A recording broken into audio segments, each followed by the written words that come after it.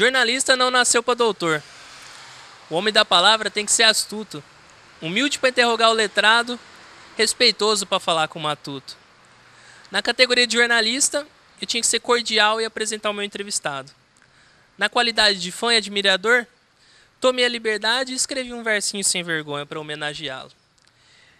Eu estou aqui agora com o José Hamilton Ribeiro, jornalista há mais de 50 anos,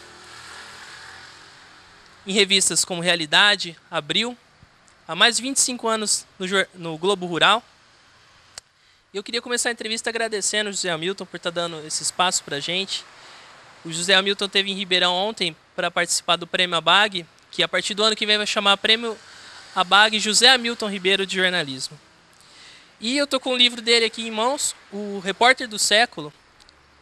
É a coletânea das 7 reportagens do José Hamilton que ganharam o Prêmio ESSO. E uma em especial, a reportagem do Vietnã, que não ganhou o prêmio por uma questão meio burocrática na época. E o título do livro, José Hamilton? Eu já queria começar perguntando isso. O Repórter do Século, essa atribuição que lhe prestigiaram, isso te envaidece? O senhor gosta dessa atribuição? O Repórter do Século? Olha, o título do livro saiu do prefácio, né? O prefaciador, que é o Ricardo Couto, é que deu o título no prefácio, aí o editor achou que era bom para ser a capa. Mas um amigo meu aqui de Ribeirão Preto mesmo falou: Zé Hamilton, você faz um livro chamado Repórter do Século, ninguém vai comprar. Você tem que fazer Repórter do Sexo. Aí que ia ser. Foi um título, assim, vamos dizer assim, abusivo, porque inclusive o Repórter do Sexo se refere ao século XX, que essas reportagens são do século XX, né? Nós estamos agora no outro século. Quer dizer, o século XX não está muito longe, né? Faz 11 anos, mas é outro século, né? O senhor disse século XX, mas já faz 11 anos que o senhor está trabalhando também no século XXI. Dá para escrever um segundo ainda? Repórter do século XXI? Ah, eu acho que não, né? Um livro assim não, porque quer dizer, o século XXI me pegou já veterano, né? No jornalismo. E o jornalismo muda muito, né? Então, a moçada de hoje começa a trabalhar com um capital assim, pessoal, um capital de preparo muito superior ao que se encontrava no meu tempo, né? Então, os jornalistas de hoje são mais espertos, mais astutos, né? Mais bem preparados do que os do meu tempo. O senhor dizia que antigamente não se tinha o preparo, que hoje em dia a gente está mais preparado. Mas a característica das suas reportagens da ESSO era um texto mais rebuscado, um texto mais complexo e que tinha um público que ia se interessar por esse jornalismo mais enxuto. Hoje em dia a gente não tem muito esse espaço. O senhor disse que melhorou para o jornalista. E para o público, melhorou também? Eu acho que não. Acho que para o público não melhorou, não. É o seguinte, o Brasil teve algumas coisas e perdeu, né? Por exemplo, teve trem. O Brasil tinha trem de primeira. Mas governos sucessivos, medíocres, mataram o trem e apostaram no automóvel, no ônibus, no petróleo, no asfalto, né? E nenhum país importante do mundo existe sem trem. As reportagens do senhor, tanto escrita quanto televisiva, tem um formato que às vezes quando a gente ouve ou lê, dá a impressão que o senhor está contando até mesmo um caos para a pessoa.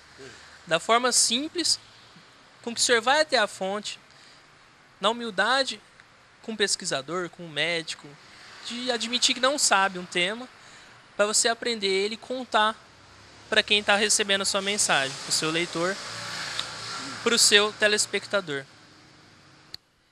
Hoje em dia a gente também não tem isso mais. A gente não tem uma comunicação desse tipo com o público. O que falta, José Hamilton? É medo de inovar das televisões? É falta de investimento? Eu não consigo ver um motivo aparente para não investir em qualidade no jornalismo. Olha, jornalismo é um produto caro. E o bom jornalismo é um produto muito caro. E o jornalismo de reportagem, de profundidade, é mais caro ainda. Então, o que a gente vê nas grandes empresas de comunicação, seja de papel, seja na imprensa escrita, seja na televisão, seja no rádio, de certa maneira, sufoca esses grandes sonhos de reportagem, sabe? Mesmo na Globo, que é a empresa, que é a emissora, a TV que faz o melhor jornalismo no Brasil, evidentemente, mesmo lá a gente sabe que o pessoal trabalha com prazos muito apertados, com orçamentos restritos, em função da política da empresa, que é feita por gente que entende mais disso do que eu, né?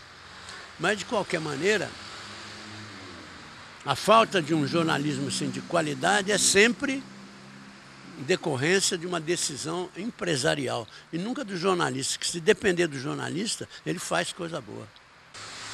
Os trabalhos do senhor, a gente confunde também muito a literatura, a gente confunde muito o jornalismo. O senhor também é escritor. E eu não consigo vislumbrar no livro do senhor o trabalho de um não jornalista. Para mim, eu consigo ver uma mistura, jornalista, escritor. Para mim é sempre o mesmo trabalho. E tem um documentário que fizeram do senhor, O Príncipe dos Repórteres. Tem um engenheiro agrônomo que fala isso do senhor. Quando a reportagem é boa, você não sabe quem fez. Quando ela é ruim, você sabe quem fez. Mas num trabalho seu, é uma amálgama. É o trabalho de José Hamilton Ribeiro. Mas é um trabalho praticamente unido ao senhor. Fazer um trabalho desse, que nem o senhor fez, um livro que o senhor catalogou as melhores modas de viola do país. E comparar com uma reportagem grande do senhor, por exemplo, da reportagem da cultura gaúcha. O tempo que o senhor precisa para fazer um trabalho desse? Olha, vamos voltar no começo da sua história, que é essa questão da qualidade literária do texto jornalístico, né? A pessoa que mais entende disso, talvez no mundo, é o Garcia Marques, que foi um grande repórter, um grande jornalista, e é prêmio Nobel de Literatura, e não é à toa. E ele diz assim, ó, a grande reportagem não é apenas uma forma estelar de informação, mas sim um gênero literário equivalente ao romance. Quer dizer, então, o capricho na qualidade do texto da imprensa, sobretudo escrita, em que isso fica mais, aparece mais, é quase que uma exigência do produto que você quer, né? Então, o cuidado que você dedica numa reportagem, seja na pesquisa, seja na busca da informação de base, né, que vai formar o raciocínio para você contar aquela história. Então, o tempo que você gasta nisso, o tempo que você gasta na edição, quando é caso de televisão, e no acabamento final, é aquela coisa. Ou você se dedica, põe tempo e talento nisso, ou o produto vai ficar passível de crítica, né? Depois de tanto tempo de profissão, eu sei que toda matéria que vai passar pelo repórter, ela vai mexer psicologicamente com o repórter. Mas tem uma especial que abalou fisicamente o senhor. Sim. Quando o senhor esteve no Vietnã. O senhor teve um acidente com uma mina. É uma das que mais marcou o senhor até hoje? Bom, sem dúvida, fisicamente é a que mais marcou, né? E lá nesse momento, no momento da explosão de uma bomba sobre mim, em cima do meu corpo, né? Eu vivi 3 medos consecutivos ali. Primeiro, medo de morrer. Eu passei assim as primeiras horas com a sensação de que ia morrer, tal o sangramento que havia, né, dos ferimentos que eu recebi. Então eu pensei que ia morrer por falta de sangue. O segundo medo foi o medo de me tornar uma pessoa incapaz, né, fisicamente de trabalhar, me tornar uma pessoa, talvez um paraplégico, uma pessoa assim independente, né.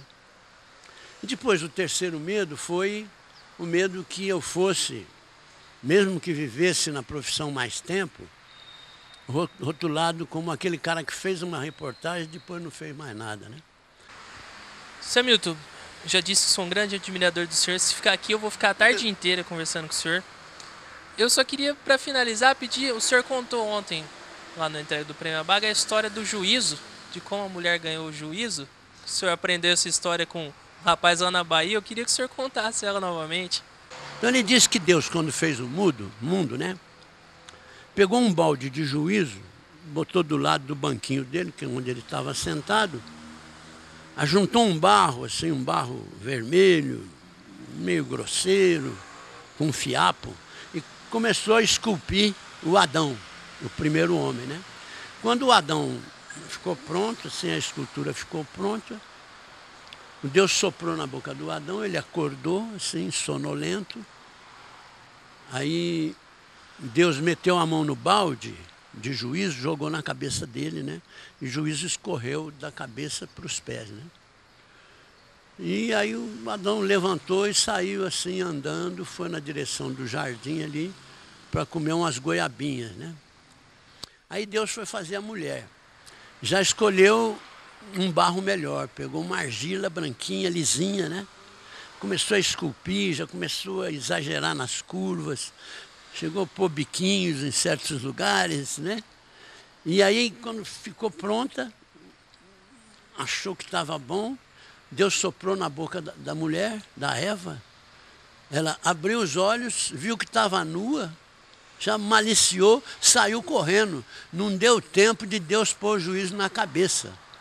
Mas mesmo assim ele foi rápido, meteu a mão no balde e jogou o juízo, pegou na cintura. Então, diz José Herculano, né? Da cintura para baixo a mulher administra muito bem. Agora, da cintura para cima, às vezes, precisa um pouco de compreensão. Quer dizer, essa é a ideia dele, não é a minha, não. Eu acho que eu não preciso... Acho que dispensa a finalização dessa matéria. Queria agradecer novamente o Zé Hamilton Ribeiro, deu esse espaço pra gente. É um homem que dispensa apresentações. E não vou repetir as palavras do livro Senhor Repórter do Século, porque vão falar que eu estou puxando o saco do senhor. Queria agradecer novamente. Obrigado pela entrevista, Zé Hamilton.